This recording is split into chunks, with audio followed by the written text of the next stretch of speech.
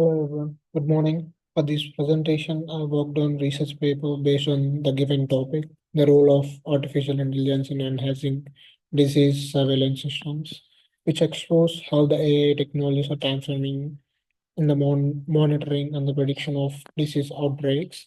Based on the topic, I conduct the independent research and the trials to my paper. And in this presentation, I walk through my findings, key studies on the potential of AI improving public health surveillance. And we'll go to the second slide. And here's a quick breakdown of today's presentation. I'll start by introducing to the topic and presenting the research question. And and then I'll review the key literature and that inform in the study and the methodology. Well, then we move to the discussion, implements, and the results main of public health. And finally, I wrap up with the conclusion and suggest some future areas of research. And we'll go to the next one.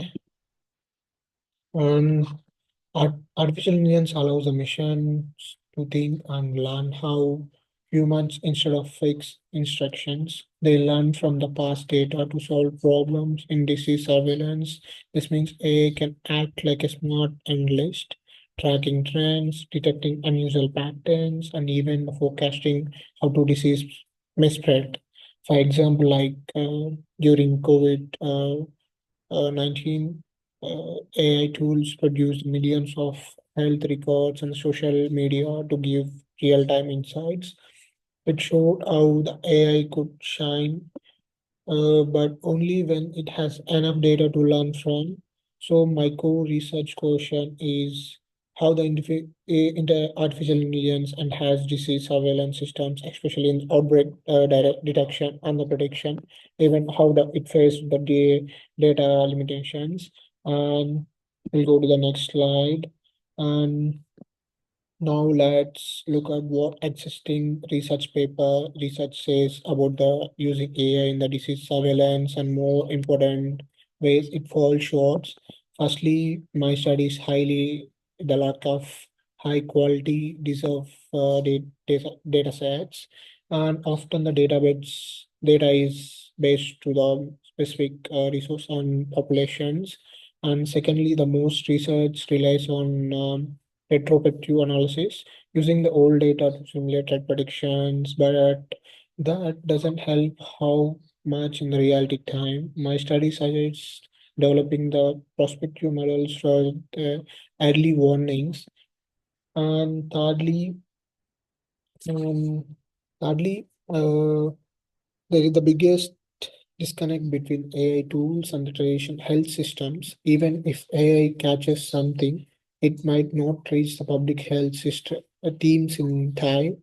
It recommends some solution called Model Context Protocol, okay, MCP, or which AI helps talk directly to the existing systems and provide some transparent, trackable predictions. And unknown cancer, it may model like black boxes.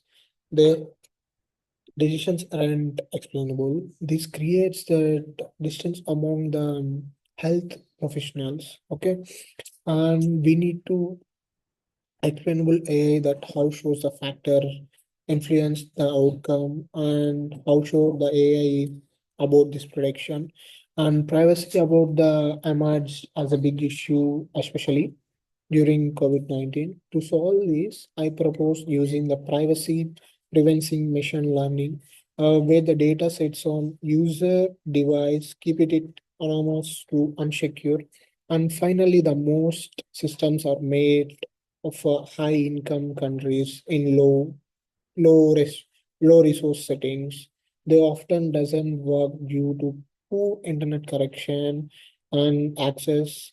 So we build like offline capable lightweight models and that run on basic device and set up community on both remote areas and where the mobiles can be limited. Altogether, these gaps like highlighted that need for ethical, and AI solutions in disease for surveillance. And for the sixth spin, then we go to six. And six, let's walk through the AI based methodology I followed. It starts with the data collection. Okay, gathering structured and unstructured data for EHS systems, environment sensors, search trends, and even social media also. And next, the data processing prepares with the raw data. And here we use the natural language processing or NLP, we'll call as NLP. And to process unstructured sources like tweets or health buttons, NLP helps to sustain, extract symptoms, location data, or outbreak keywords from the text. Then comes the model development and training. And this is a combination of ML. This is the machine learning and deep learning also models. And ML helps in classifying the risk of levels and detecting the DL, which is more advanced from to ML. Uses multi-layer neural networks to identify complex patterns, especially using the analyzing time sequence. And these trained models are then used for outbreak and detection. And after these, we have the simulation phase. There where the analysis, modeling, and network analysis to predict how diseases might be spread and how effective inventions might be. And finally, I have like these insights to real-time surveillance systems using the platform like ProMed and Health Map. We have seen that, and automated alerts and machine learning driven text mining are used to inform health officials rapidly. And then we'll go to the next slide. Um, since this is a review-based study, I've collected findings from various research efforts that apply to the AI disease and surveillance. And one of the earliest example and comes from Google Flu Trends, and they showed like analyzing internet search behavior could predict flu outbreaks within like 1 to 2 weeks earlier than traditional reports. And in 2021, we had study using support vector missions, that is SVM, and in Southern Asia predicted dengue outbreaks, which has 85% of sensitivity. And we have like in during COVID-19 pandemic in 2022, researchers used the LSTM models, okay, LSTM models, and a deep learning architecture to forecast the case trends. These models achieve the ACU of 0.87, and the accuracy is the time series forecasting. And in these studies, I reviewed several AI models that consistently perform well across key metrics. For example, like random forest models had a ACU of 0.90 with a 92% sensitivity and 89% precision, and showing the robust overall performance. And I have like SVM scored slightly lower than with the ACU like 0.86, but still proved like effective for the binary qualification, which task like outbreak detection. And we have LSTM and deep learning model achieved in the highest ACU of 0.91 with the 93 sensitivity and 90% precision, and making it ideal for tracking pandemic waves over time. And lastly, the integration of these models of the real-time internet surveillance platforms allow to the systems detect almost up to 7 days earlier. And then the traditional health reporting the methods. The reduction in the lag time can be critical in preventing large-scale outbreaks. And this is a percent of which I've talked in earlier, like 0.90, the SVM, and the 86%, and we have the LTSTM 91. This is the highest in sensitivity, and with the precision also 90, with the excellent time series forecasting COVID-19, and we have talked about CNN, the percentages which I've talked earlier in the seventh slide, in the before slide. And then we'll go to the ninth slide in the next slide. And now let's discuss what the findings mean for public health and AI implementations. First, one of the biggest advantages of AI is the ability to predict outbreaks earlier. That's why we are using AI. And studies like predict studies should show AI systems could detect disease activity up to a week before, and official channels, which gives the health agencies more time to respond to contain and threat. And secondly, by integrating the various data sources like hospitals and records like mobility data and even social media, AI can provide more and more accurate of real-time picture of what happening across the different regions. However, the accuracy alone, sorry for that, health professionals need to understand and trust the decision made by AI. That's why we have explainable AI is crucial. That's why we are saying that.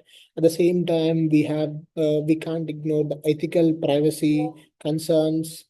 And during the COVID-19 pandemic concerns, we have raised about how personal data was used. Moving forward, we need to adopt privacy preserving techniques such as federated learning to ensure data is used responsibly. And the last we need to talk about, we must remember the AI should serve everyone, not just wealthy nations, may lower services. Countries will struggle with digital infrastructure, so AI tools must be designed to work on online or minimal devices to make disease surveillance like globally. And then we'll go to the last slide, 10th one. And to conclusion, like AI is a potential to uh, all the surveillance by the marketing, like in the faster, more accurate, and more adaptive to use some machine learning, deep learning, and the real-time data integration. We can detect outbreaks of earlier and respond more effectively. And so during the COVID-19, we have seen that in the COVID-19 pandemic. And but to the truly to realize this potential, we must also address the critical challenges such as data limitations, like ethical concerns, and the system integration. Where we talked about that. And looking ahead, like future works should focus on making AI systems and more inclusive and accessible, like especially low resources environments. We also need to build larger, more data sets and promote collaboration between the technologies and the healthcare professionals. And lastly, the government and the institutions should consider like adapting frameworks like the model of content protocol, which standards how the AI outputs are shared and interpreted within the existing health systems. I mean, like with the right investment, public support, and the ethical design, and AI can become a central pillar of global disease and the surveillance of in the years of to come. And I hope that. And thank you for the day. Thank you.